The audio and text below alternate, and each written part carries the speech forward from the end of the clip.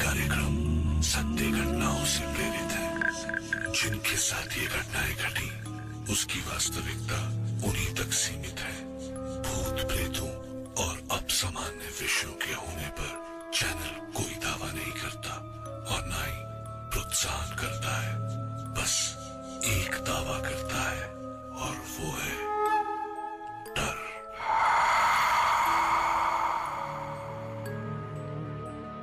कहते हैं कल्पना हकीकत से ज्यादा बड़ी और अद्भुत होती है, लेकिन सच और सपने के बीच का फासला भी बहुत कम होता है। कई बार हमारे साथ घटी घटनाएं हमारे लिए तो हकीकत होती हैं, पर औरों के लिए कोरी कल्पना। आज हम सुनेंगे मुंबई से अनुज जोशी की कहानी। अनुज, जो भूत प्रेतों की बातों पर विश्वास नहीं करते थे। वो रात थी 16 दिसंबर 2007 की। मैं मुंबई पुणे एक्सप्रेसवे पर तकरीबन 100 के ऊपर की स्पीड से मुंबई वापस आ रहा था। बारिश में गाड़ी तेज चलाने का मजा ही कुछ और। पर मेरी लाइफ में आगे क्या होने वाला था मुझे उसका बिल्कुल भी अंदाजा नहीं था।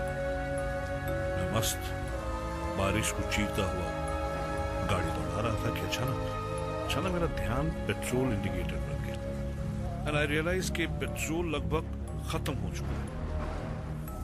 एज एक्सपेक्टेड अगले 10 सेकंड में ही गाड़ी बंद। Oh hell, the only way out was डब्बा लेकर पेट्रोल पंप तक जाओ और वापस आओ। तेज बारिश और 5 किलोमीटर का वॉक। डब्बा लेकर बाहर बारिश में निकला।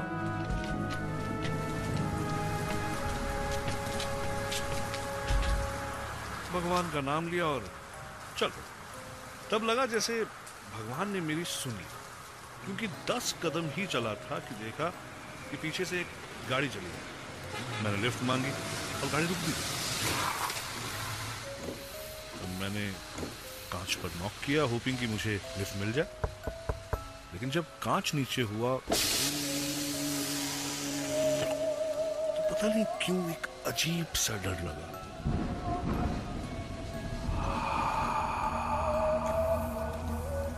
अंदर झांक के देखा तो सिर्फ एक बूढ़ा आदमी गाड़ी चला रहा था। नीला सूट, नीली हैट और बड़ी बड़ी आंखें। हेलो, मैंने कहा। वो आदमी मेरी तरफ मुड़ा और मुस्कुराया, लेकिन वो मुस्कान बहुत अजीब सी थी, ऑलमोस्ट क्रीपी। और तब उसने अपना मुंह खोला और उस आदमी की आवाज सुनकर ऐसा लगा मानो किसी ने मेरी पीठ पर बर्फ डाल दिया। उसने कहा, हेलो। सच एक बार मन में आया कि तुरंत यहां से भाग जाऊं, पर मैंने अपने आप को संभाला और कहा, सर लिफ्ट मिलेगी? मुझे आगे 5 किलोमीटर तक जाना है, एक पेट्रोल पंप तक। उस आदमी ने अपनी उसी ही पतली और अजीब सी आवाज में जवाब दिया,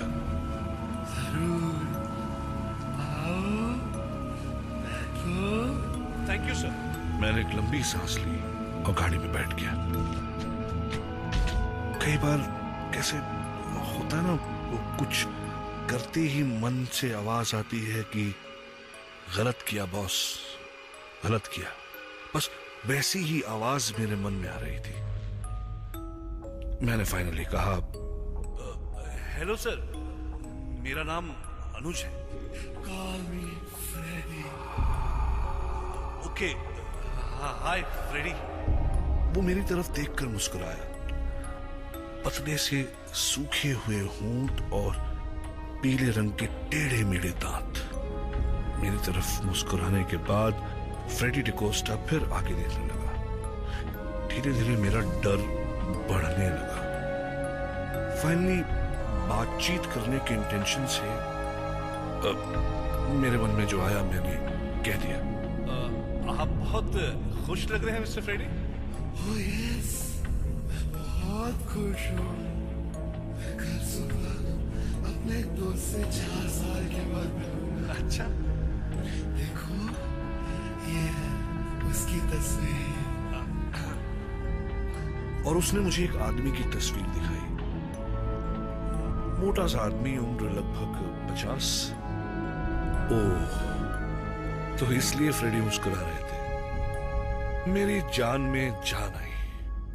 थोड़ा गिल्टी भी फील हुआ, लेकिन इससे पहले मैं कुछ कहता, सामने पेट्रोल पंप आ गया। मैंने फाइनली फ्रेडी से कहा, एक बार फिर से thank you sir. Oh sorry Freddy. That is all right. अगर तुम्हें कभी भी मुझसे बात करनी हो तो you can call me. और मेरे हाँ या ना कहने से पहले ही उसने अपनी जेब से कुछ कागजों का बंडल निकाला। काफी पुराने कागज थे वो, और उनमें से उसने एक कागज का कोना फाड़ा और उसमें लिखा फ्रेडी डिकोस्टा और अपना टेलीफोन नंबर और बैंड्रा वेस्ट का अपना एड्रेस। मुझे कागज दे दिया। मैं जैसे ही उतरा, उसने अपनी उसी डरावनी आवाज में कहा, फिर मिलेंगे।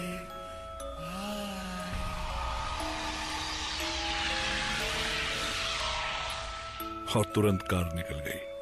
मैं उसके तुरंत बाद अपने कपड़ों को बचाते हुए पेट्रोल पंप में घुसा। वहां खड़े पेट्रोल अटेंडेंट ने मुझे देखकर पूछा, क्या साहब, आपकी गाड़ी बंद पड़ गई है क्या? हाँ यार, तो अच्छा हुआ कि लिफ्ट मिल गई। लिफ्ट? काय का लिफ्ट साहब? आप कितने दूर से चलते आ रहे? सही मायने में मुझे अब डर लग रहा था। भाई, मैं पेट्रोल पंप के सामने एक गाड़ी से उतरता हूं और पेट्रोल पंप के अटेंडेंट को दिखाई नहीं देता। ये बात बहुत अजीब थी। मैं जैसे तैसे अपनी गाड़ी तक पहुंचा और गाड़ी चलाते हुए फाइनली घर आ गया। अगले दिन सुबह उठकर ऐसे लगा मानो कि सब कुछ सपना था। लेकिन मॉर्निंग न्यूज में कुछ देखा तो सब कुछ याद आ गया। एक प्लेन क्रैश की न्यूज टीवी पर आ रही थी। मरने वालों की फोटोग्राफ्स दिखाई जा रही थी और उसमें से एक मरने वाली की तस्वीर थी। मैं तुरंत पहचान गया उसे। मुझे बहुत बुरा लगा। अरे, ये आदमी तो वही है जिससे फ्रेडी डिकोस्टा 4 साल बाद मिलने वाला था। मैंने तुरंत वो कागज ढूंढा और उस नंबर पर कॉल किया। एक औरत ने फोन उठाया और मैंने कहा कि फ्रेडी डिकोस्टा से बात कर सकता हूँ। तो उस औरत ने गुस्से में कहा, क्या मजाक है ये? और फोन रख दिया। मुझे बड़ा अजीब लगा। मैंने फिर से कॉल लगाया। हेलो, अपनी मालकिन या मालिक को फोन दीजिए। और ये कोई बात करने का तरीका है? सामने से औरत ने मुझसे भी ज्यादा गुस्से में कहा, आप मेरे हस्बैंड फ्रेडी डिकोस्टा के बारे में बात कर रहे हैं, जिन्हें मरे 4 साल हो चुके हैं। मुझे अचानक ऐसे लगा जैसे मैं अपनी सीट के अंदर ही धंसता जा रहा हूं। कुछ समझ नहीं आया। गला सूख गया। कल रात जो मुझे मिला, कहीं वो फ्रेडी का? अब सिर्फ एक ही चारा बाकी था कि मैं उसकी बीवी से जाकर मिलूं।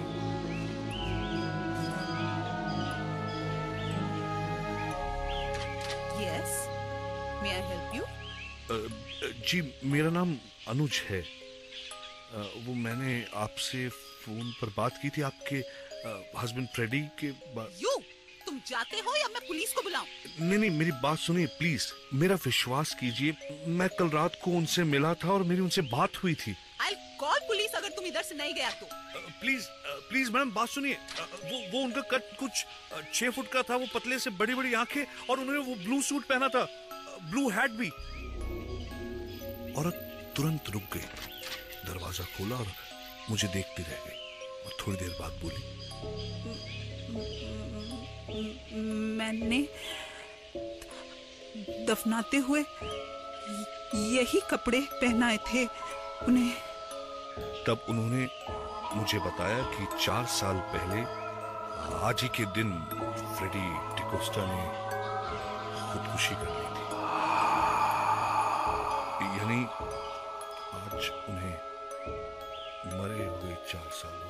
पहले रोज सुबह उठकर मेरे को आई लव यू बोला करता था, लेकिन एक दिन सुबह आई लव यू के बदले उनके मरने की खबर मिली। 4 साल से तड़प रही हूँ कि मेरा फ्रेडी फिर मेरे को आई लव यू बोलेगा। I was shocked. ये सब क्या हो रहा है? उनकी वाइफ मुझे उनकी कब्र तक ले गई। मुझे बहुत अजीब और बहुत ज्यादा डर लग रहा था। फ्रेडी के बारे में हर बात मिली, लेकिन एक चीज नहीं मिली, उनकी आवाज। उनकी वाइफ ने कहा कि हाँ, उनकी आवाज तो, मैंने कहा एकदम अजीब सी, पतली सी और फटी हुई सी आवाज थी, राइट? तो उन्होंने कहा नहीं, उनकी आवाज तो मोटी थी। तब अचानक उनका चेहरा एकदम सफेद हो गया और उन्होंने कहा, तुम जानता है मेरा हस्बैंड कैसे सुसाइड किया? अपने गले पे गोली चलाकर। इसीलिए उनकी आवाज। मेरे चक्कर बढ़ते जा रहे थे। तब अचानक उनकी वाइफ ने मुझसे पूछा, पर आपको ये नंबर कैसे मिला? हाँ, उन्होंने मुझे वो कुछ कागजों का बंडल था उनकी जेब में, जिसमें से एक कागज फाड़कर उन्होंने मुझे दिया। उनकी आंखें और बड़ी हो गई और उन्होंने कहा, किधर है? मुझे वो कागज दे दो अभी, प्लीज मुझे वो कागज दे दीजिए। देखिए इसमें लिखा है फ्रेडी डिकोस्टा, ये फोन नंबर और ये एड्रेस। उस कागज को उन्होंने कुछ ऐसे छुआ जैसे कोई बहुत कीमती चीज हो, और उन्होंने कहा, फ्रेडी आर्मी में था और मैं उसको हमेशा चिट्ठी लिखता था, और ये कागज तो। उन्होंने कागज को पलटा और पीछे उन्हीं के अक्षरों में लिखा था, आई लव यू, और वो रो पड़ी।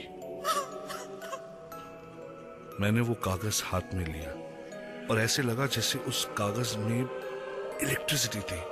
मैंने कहा, देखिए ना, इट्स एज इफ फ्रेडी 4 साल के बाद आपके पास आए हैं और वो आपसे कह रहे हैं। जब मैंने अपने अगले शब्द कहने के लिए मुंह खोला तो मेरी अपनी आवाज मुझे अलग लग रही थी। मैंने कहा, आपसे वो कह रहे हैं कि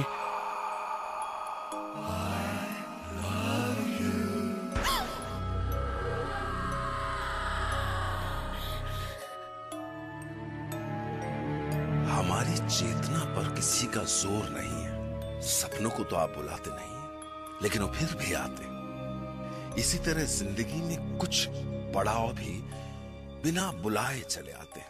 क्या सच में फ्रेडी डिकोस्टा मरने के बाद भी अनुज से मिले? अगर नहीं तो उसके पास वो कागज कहां से आया? क्या सच में मरने के बाद उनकी आवाज बदल गई थी? और क्या सच में उन्होंने अनुज के जरिए अपने प्यार का इजहार किया? कुछ बातें हमें खुली आंखों से नहीं, खुले मन से दिखती हैं। ऐसे में दिमाग तो सन्न रह जाता है और मन में सिर्फ एक सवाल दे जाता है। खैर, मैं कल रात आपसे फिर मिलूंगा एक नई सच्ची घटना के साथ। फिर मिलेंगे।